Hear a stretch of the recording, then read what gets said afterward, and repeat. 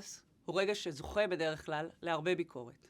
הכעס נתפס כשלילי, כזה שמרעיל אותנו, מחרסם אותנו מבפנים, רגש שהשפעותיו המזיקות לא מוגבלות רק לאדם הכעוס עצמו, אלא מחלחלות גם לסביבתו. כעס נתפס גם כרגש שעלול להוביל לשנאה ואף לאלימות. מלמדים אותנו לחשוב, במה שהפך לכמעט טרנד של העשורים האחרונים, שסליחה ופיוס עדיפים על כעס וזעם.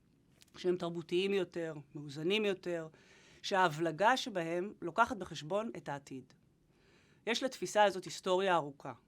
בפילוסופיה העתיקה למשל, אפלטון היה ביקורתי כלפי הכעס שתפס ככוח שכאשר הוא פועל לבדו, עלול להניע אותנו באופן שלילי, וליטול מאיתנו את השליטה על עצמנו ועל המוטיבציות הרציונליות שלנו.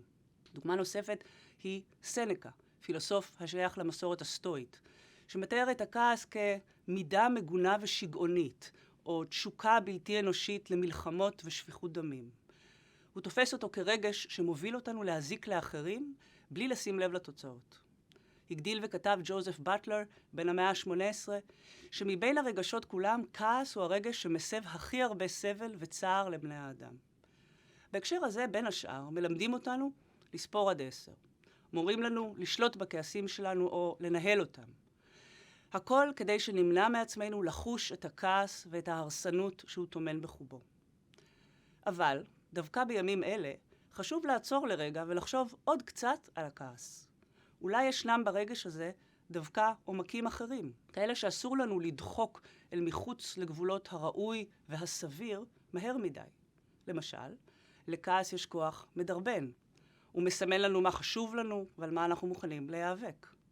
הוא קשור בפעולה ממוקדת, מניע אותנו קדימה, ומאפשר לנו לפעול מבלי לעכב את עצמנו יותר מדי עם הסחות דעת ועיכובים שנובעים מהרהורי יתר, בניסיון לדייק את מידת הרגש הראויה ביותר. משום שלעיתים יותר מדי דיוק מוביל אותנו לחוסר מעש מוחלט. ולכן, אולי אנחנו דווקא זקוקים לכעס. אולי בחיים שהם נטולי כעס ויש בהם יותר מדי קבלה ופיוס, אין אפשרות לשינוי.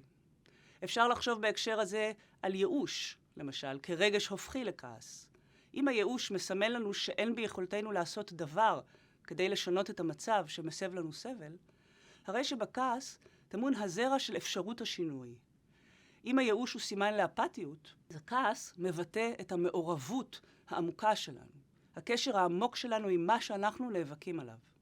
כמובן שלא כל כעס משנה את העולם, ולא בכל כעס ישנה תקווה לעתיד בהיר יותר.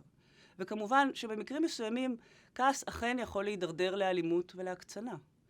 אבל מעבר למקרי הקיצון הללו, האם לא נסכים שכעס, כאשר אנו מרגישים אותו במידה הנכונה, וכאשר הוא מניע אותנו לפעולה שאיננה אלימה, יכול לפתוח עבורנו אופק אחר? להוות לנו מצפן שמכוון אותנו לעבר מה שחשוב באמת, ומייצר לנו מפה של עולם טוב וצודק יותר? אין כאן בשום אופן הבטחה שהכעס בהכרח יוביל לשינוי, אבל חיים שיש בהם פוטנציאל של אחרת, של אפשרות, הם בכל זאת חיים שראוי יותר לחיותם.